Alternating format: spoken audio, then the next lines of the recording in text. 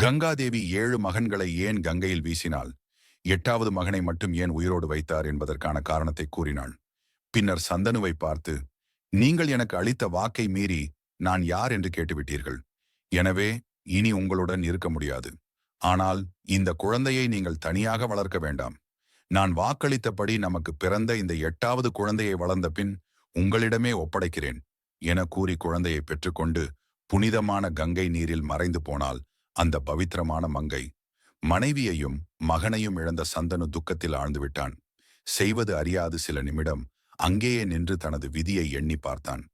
பின்னர் தெளிவு பெற்றவனாக தன்னுடைய நாட்டின் மீது முழு கவனம் செலுத்தி நல்லாட்சி வழங்கத் தொடங்கினார். அவர் உண்மையானவனாக, தூய்மையான மனம் கொண்டவனாக, தேவர்களின் அரசனாகிய இந்திரனைப் போல் நீதியுடன் வாழ்ந்தார். அஸ்தினாபுரத்தை தலைநகரமாக கொண்டு அனைவரும் பாராட்டும் வகையில் ஒரு சிறந்த அரசராக விளங்கினார். அவர் ஒருபோதும் நீதி நெறியை மீறவில்லை. எந்த விருப்ப வெறுப்புகளும் இன்றி அனைத்து கலைகளிலும் தேர்ச்சி பெற்று மக்களின் நலனுக்காக சிறந்த அரசாட்சி வழங்கினார்.